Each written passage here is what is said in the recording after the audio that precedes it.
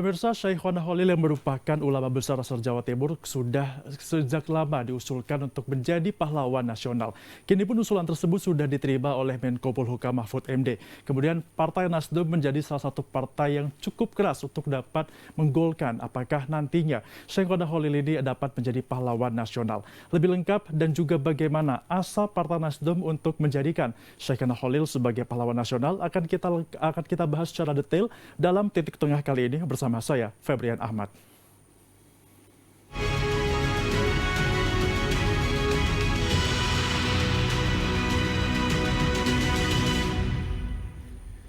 Untuk membahas bagaimana proses dan juga perjalanan mengapa Syekhona Khalil dipilih untuk menjadi pahlawan nasional, kami sudah bergabung bersama dengan Muhammad Nasih Asyal yang merupakan anggota DPRD Jatim, fraksi Partai Nasdem. Selamat siang, Pak.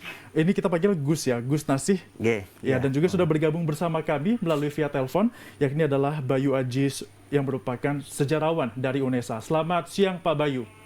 Selamat siang, salam sehat selalu untuk kita semuanya. Salam sehat selalu. Saya mau ke Pak Gus Nasih dulu.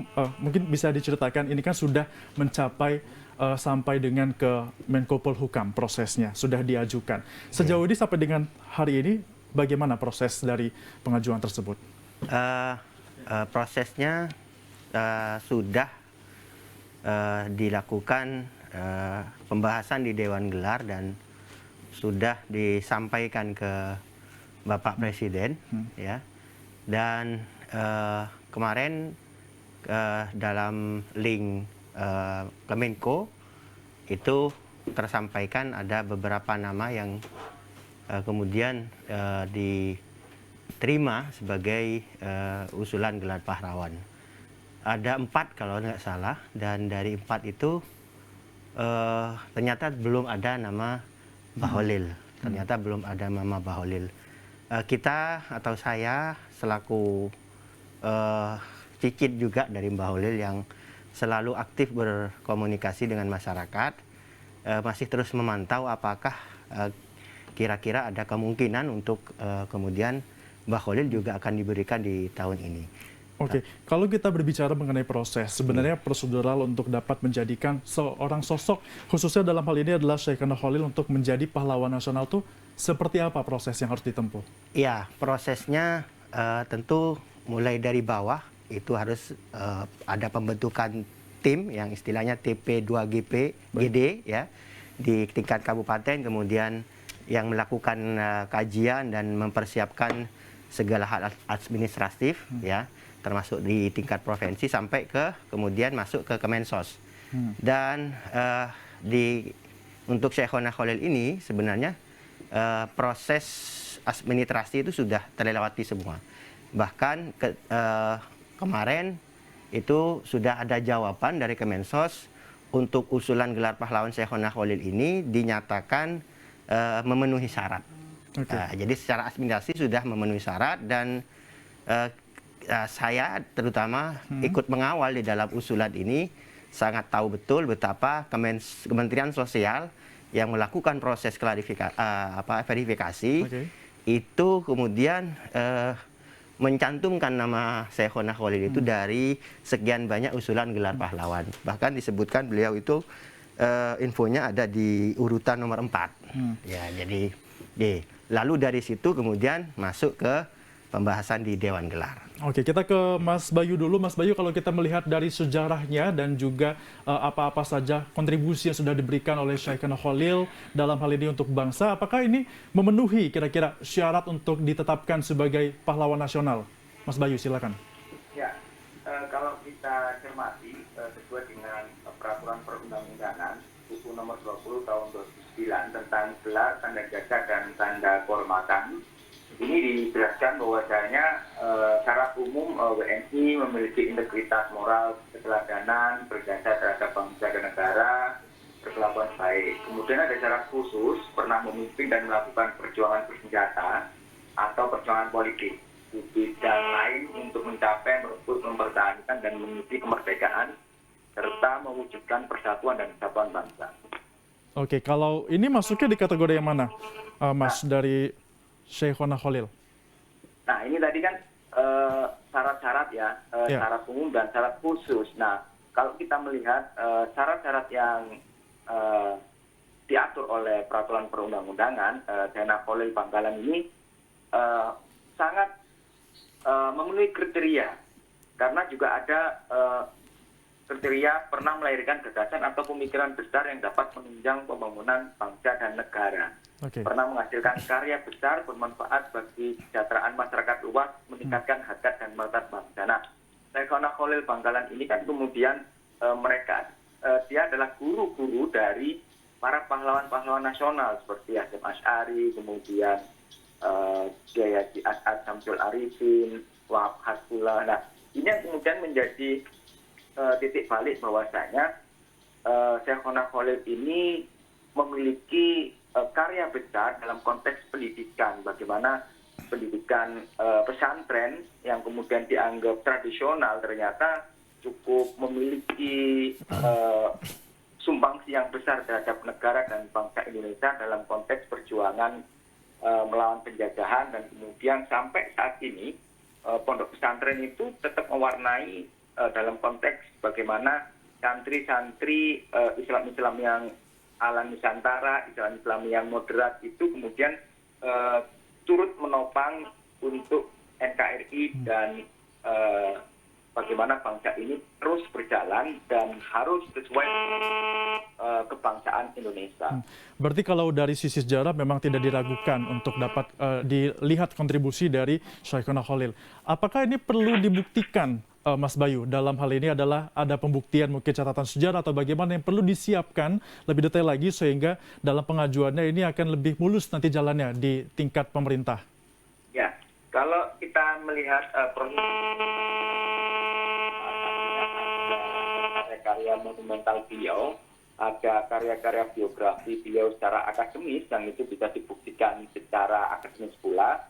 Kemudian ada peninggalan-peninggalan, kemudian ada ahli warisnya, dan kemudian juga ada yang mengajukan mulai dari pemerintah daerah. Tadi juga sudah dijelaskan bahwasanya prosesnya itu rekomendasi dari pemerintah daerah, kemudian secara berjenjang ada pengkaji gelar daerah, kemudian tingkat provinsi bagaimana format laporan tim peneliti, pengkaji gelar pusat, dan juga masuk ke Kementerian Sosial. Nah, ini kemudian perlu dikuatkan dengan dorongan-dorongan baik secara kultural maupun secara akademik, secara politik pula untuk mendorong bahwasanya Syekhona Kholil layak untuk mendapatkan gelar kehormatan sebagai pahlawan nasional. Oke, baik. Artinya memang prosesnya masih berlanjut dan kita juga ingin mengetahui bagaimana Partai Nasdem turun langsung untuk dapat membantu proses ini. Namun nanti kita akan bahas lebih lanjut. Pemirsa, tetaplah bersama kami dalam Dialog Titik Tengah.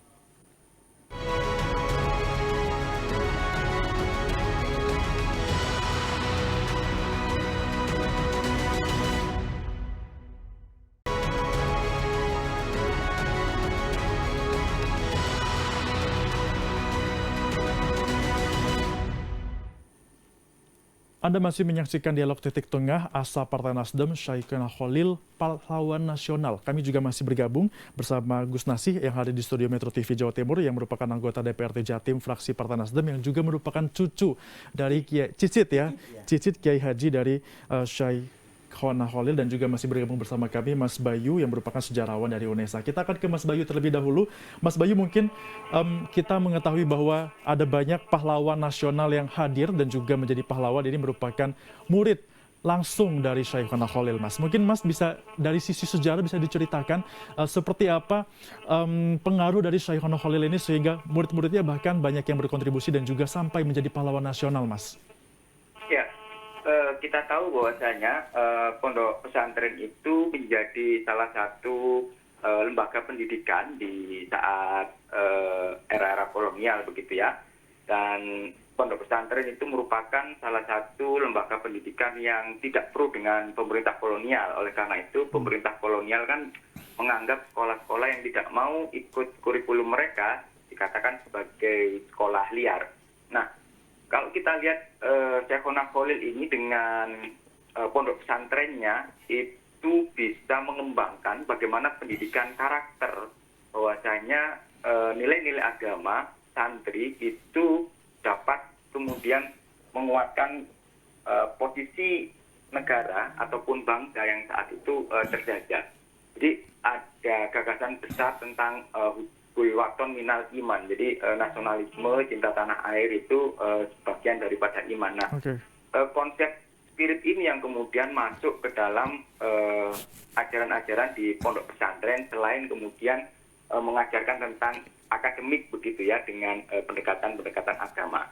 Nah, disinilah pendidikan karakter itu kemudian ditransformasikan kepada murid-muridnya, dan para muridnya ini kemudian mengembangkan dan bahkan turut dalam membidani berbagai macam kebijakan maupun perlawanan terhadap pemerintah kolonial. Kalau kita lihat Hasyim Asy'ari, Wahab Hasbullah itu salah satu tokoh yang sangat sentral di Jawa, terutama nanti ada anak dari Hasyim Asy'ari, Wahid Hasyim, bahkan menjadi anggota BPUPK yang kemudian turut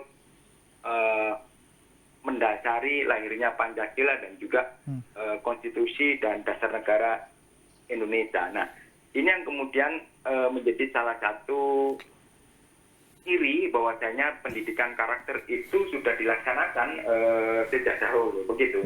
Berarti perjuangan dari Syekhana Khalil ini bukan hanya dalam segi religi, agama saja, tapi juga secara menyeluruh nasionalis yang juga dampaknya untuk semua kalangan. Apakah begitu, Mas Bayu? Ya, spirit ini kan kemudian bisa diterima oleh banyak orang. Jadi memang gerakan-gerakan nasionalisme itu muncul dengan berbagai macam ideologi. Nah, dalam konteks ini agama dan ideologi kebangsaan ini menjadi seperti botol ketemu tutup. Jadi itu menjadi serasi dan kemudian dapat diwujudkan dalam konteks negara kesatuan Republik Indonesia. Oke, baik. Mas Bayu, terima kasih. Kita sekarang ke Gus Nasi. Kita juga mengetahui bahwa Nasdem merupakan salah satu partai yang begitu dapat dikatakan berupaya agar dapat menjadikan Syekhana Khalil sebagai pahlawan. Apa saja, Gus, yang sudah ditempuh oleh Partai Nasdem sejauh ini? Upaya-upayanya seperti apa? Ya, secara singkat saya boleh sampaikan bahwa ide untuk usulan gelar pahlawan itu memang munculnya dari masyarakat. Tetapi secara politik Partai Nasdem mengawal sejak awal. Jadi dengan Partai Nasdem sowan kepada ahli waris gitu ya, untuk meminta izin dan restu, dan setelah itu proses sampai ke pemerintah daerah, pembentukan TP2GD itu didampingi terus oleh Partai Nasdem. Sampai kemudian pada saat usulan ini akan masuk ke Dewan Gelar, Nasdem pun juga terus hadir dengan beberapa pengurus DPP, termasuk fraksi DPR RI Nasdem yang kemudian bersilaturahim dengan Kemenko pada saat itu, dan ini terus jalan sampai hari ini. Sehingga kita berharap semoga usulan gelar pahlawan untuk Syekhana Khalil ini bisa diberikan ya, kalau bisa ya di tahun ini. Di tahun ini. Iya. Tentunya pasti ada hal-hal yang menjadi teladan bagi Partai Nasdem yang diambil dari sosok Syekhana Khalil ini. Apa saja itu yang menginspirasi sehingga Partai Nasdem memiliki teladan yang baik dari beliau? Saya kira bicara tentang jejak Syekhana Khalil ini kan tidak hanya berbicara tentang apa dan bagaimana peran beliau terhadap bangsa ini, terhadap negara ini, tetapi juga banyak nilai-nilai yang diajarkan oleh beliau tentang pentingnya kita memiliki ideologi agama yang moderat, kemudian toleran dan seterusnya, sehingga kajian tentang Syekhana Khalil ini kemudian bisa dikatakan mewarnai di dalam bagaimana perkembangan dunia pendidikan kita, bagaimana karakter masyarakat kita dan seterusnya. Sehingga kita kembali kepada urgensinya. Jadi kalau kita bicara kenapa Syekhana Khalil ini diberikan gelar pahlawan, karena ada nilai urgensi. Urgensinya adalah bahwa bangsa hari ini kehilangan arah ya ketika melihat sosok-sosok panutan. Ya, Syekhana Khalil ini satu di antara sekian panutan yang bisa menjadikan bangsa ini memiliki karakter, memiliki sebuah semangat untuk membangun bangsanya, membangun negerinya. Dan itu menjadi sangat penting bagi Syekhona Khalil untuk diberikan gelar pahlawan. Gus Nasi juga merupakan salah satu keturunan, dalam hal ini adalah cicit, dan mengingat ini merupakan sosok yang begitu besar dan juga muridnya ada banyak, reaksi keluarga seperti apa dengan rencana ini? Namun tahan dulu karena kita akan segera kembali dan membahasnya selengkapnya usai jeda pariwara. Tetaplah bersama kami dalam Titik Tengah.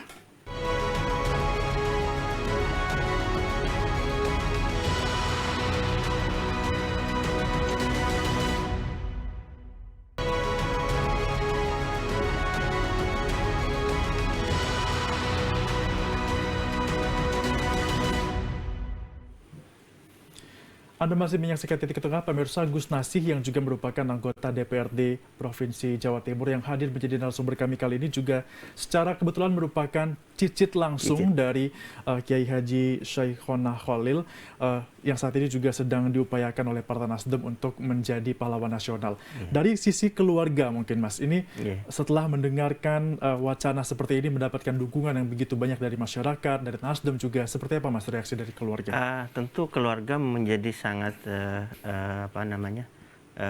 bangga ya, karena ternyata dampak positif daripada usulan gelar pahlawan ini tidak hanya terlihat nantinya ketika gelar ini diberikan, tetapi sekarang ini pun juga sudah mulai muncul dampak positif dari usulan gelar pahlawan ini. Termasuk diantaranya adalah di keluarga itu punya lembaga kajian tentang Syekhona Khalil. Jadi ketika usulan ini muncul, maka kemudian tim yang dibentuk oleh keluarga untuk menelusuri jejak sejarah ini semakin cepat bergerak. Sehingga ya alhamdulillah ya melalui tim yang dibentuk oleh keluarga ini ya Syekhona Khalil ini kemudian terbukukan dengan begitu baik ya sejarah beliau, karya-karya beliau, karya tulis beliau. Syekhona Khalil ini sebagai seorang ulama besar telah melahirkan karya-karya, beberapa karangan-karangan kitab, dan semua itu alhamdulillah bisa terkumpulkan dengan rapi dan baik sekali. Partai Nasdem juga tentunya melibatkan keluarga dalam berbagai event, seperti diantaranya ada seminar-seminar yang digelar, bahkan kami mendengar terakhir kali ini digelar sampai dengan di DPR dan juga MPR RI. Nah, dalam seminar tersebut Mas, tentunya ada audiens yang melihat reaksi mereka bagaimana? Apakah semakin mengenal dan juga semakin semangat untuk dapat menjadikan sosok satu ini sebagai pahlawan? Iya, tentu itulah yang kemudian menjadikan Partai Nasdem ini begitu dekat ya dengan masyarakat, karena melalui usulan ini Partai Nasdem melihat betapa antusiasnya masyarakat kepada usulan gelar pahlawan ini luar biasa. Pada saat seminar di gedung MPR itu, ada warga Madura sebanyak 100 orang berangkat bareng-bareng naik bis ke Jakarta. Mereka itu selama di perjalanan itu merasa bahagia karena mereka sedang dalam perjalanan untuk memperjuangkan seorang maha guru begitu ya. Sehingga bagaimana situasi masyarakat mulai dari berangkat sampai di gedung MPR itu menjadi sangat menyentuh sekali ya, sehingga memang Partai Nasdem kemudian sampai hari ini terus berusaha agar bagaimana Syekhona Khalil ini bisa diberikan gelar pahlawan, sehingga masyarakat ya, sehingga masyarakat yang memang berharap betul kepada usulan ini bisa mendapatkan jawaban yang seperti yang diharapkan. Gus Nasih, kalau saya dengar dari cerita Gus tadi, ada begitu banyak animo masyarakat dari Madura khususnya. Artinya memang pengaruh dari Syekhona Khalil ini masih cukup besar sampai dengan hari ini di luar Jawa biasa. Timur khususnya. Jadi Syekhona Khalil itu kalau di Madura Mas ya, setiap malam Jumat itu orang ziarah kepada Syekhona Khalil itu ya mereka itu datang karena ada hati yang kemudian menyambungkan dengan Syekhona Khalil. Jadi meskipun masyarakat itu mungkin tidak pernah nyantri atau menimba ilmu secara langsung kepada Syekhona Khalil, tetapi warisan-warisan Syekhona Khalil ini telah memberikan kontribusi bagi kehidupan masyarakat. Syekhona Khalil ini banyak sekali meninggalkan sejarah ya. Syekhona Khalil ini hampir di semua wilayah di Madura ini punya petilasan ya, berupa sumur, masjid dan macam-macam. Jadi Syekhona Khalil ini memang menjadi sosok yang ya bagi masyarakat itu kalau mau apa-apa ya harus ke Syekhona Khalil dulu. Berarti memang sosoknya pun dikenang sampai dengan sekarang, dan juga untuk pengajuannya pun prosesnya sudah mulai digaungkan usulannya sejak tahun 2019. Terakhir tadi juga kita sudah berkali-kali ungkapkan bahwa memang sudah sampai usulannya ke Menko Polhukam Mahfud MD. Nah, melihat hal tersebut, tentunya juga dengan track record yang begitu baik, sebenarnya apakah ada sih Mas kendalanya untuk dapat penetapan ini, atau mulus-mulus saja atau bagaimana? Sampai hari ini kita melihatnya mulus-mulus saja. Jadi karena seperti yang tadi disampaikan oleh narasumber kita, memang secara akademik harus tuntas peran Syekhona Khalil itu dikaji dan diulas. Dan ya alhamdulillah Syekhona Khalil ini secara kajian sejarahnya memang tidak pernah beliau itu berhubungan dengan yang namanya pemberontakan dan seterusnya. Syekhona Khalil ini memang sangat mensupport terhadap bangkitnya bangsa Indonesia, ya, terutama pada akhirnya Indonesia menjadi merdeka. Jadi saya kira Syekhona Khalil ini ketika berbicara syarat ini sudah seperti yang disampaikan oleh Kemensos, ya, dalam suratnya disampaikan bahwa Syekhona Khalil ini pengajuannya dikatakan telah memenuhi syarat seperti itu. Apakah ada targetan atau harapan lah kita bicara, harapan dari Partai Nasdem dan juga masyarakat umum khususnya untuk kira-kira kapan menginginkan Syekhona Khalil ini diumumkan sebagai atau diangkat diresmikan menjadi pahlawan nasional? Iya, idealnya memang gelar pahlawan itu diberikan di bulan ini, ya. Jadi ya kita berharap di bulan ini, ya, di bulan ini, entah besok, lusa, atau pokoknya selama bulan ini kita masih tetap berharap bahwa pemerintah kemudian menjawab harapan masyarakat, tidak hanya Madura saya kira, tetapi seluruh warga masyarakat dimanapun berada. Karena faktanya Syekhona Khalil ini menjadi guru bukan hanya di Jawa, guru bagi seluruh masyarakat yang ada di Nusantara. Kalau harapan Mas nanti kalau insya Allah akan berhasil ditetapkan sebagai pahlawan nasional, apa nih yang diharapkan dari sosok ini sehingga mungkin akan lebih luas lagi jangkauan masyarakat Indonesia mengetahuinya, dan juga apa yang ingin dari keluarga dan juga Partai Nasdem yang diinginkan, yang diangkat dari Syekhona Khalil ini sebagai pahlawan nanti jika sudah diangkat? Kalau ternyata ini diberikan gelar pahlawan Syekhona Khalil ini, maka sekali lagi kita sangat berbangga dan berbahagia, karena dengan diberikannya gelar kepada Syekhona Khalil maka bangsa ini akan tidak kehilangan arah. Bangsa ini akan memiliki patronnya, bangsa ini akan memiliki kiblatnya, sehingga insya Allah banyak hal yang kemudian menjadi positif dengan usulan gelar pahlawan ini. Bagaimana kajian-kajian Syekhona Khalil ini akan terus dan terus dibahas, diperbincangkan seperti ini. Artinya persatuan bangsa dengan sosok Syekhona Khalil, melihat bagaimana teladan hidupnya ini bisa semakin diwujudkan. Ya, persatuan yang ya tentu endingnya adalah masyarakat ini akan semakin kuat persatuannya, ya, karena Syekhona Khalil telah sukses mempertemukan segala etnis, segala budaya, mempertemukan segala suku dan ras. Oke, siap. Kita berharap juga agar proses ini dapat berjalan dengan lancar, sehingga proses bagaimana menjadikan Syekhona Khalil sebagai pahlawan nasional ini bisa segera terrealisasi. Terima kasih Gus Nasi sudah bergabung bersama kami. Tadi juga ada Mas Bayu Aji, sejarawan UNESA, juga sudah bergabung bersama kami. Dan pemirsa, demikianlah pembahasan kami dalam dialog Titik Tengah kali ini. Saya Febrian Ahmad, mewakili kru yang bertugas, pamit undur diri. Terima kasih dan sampai jumpa.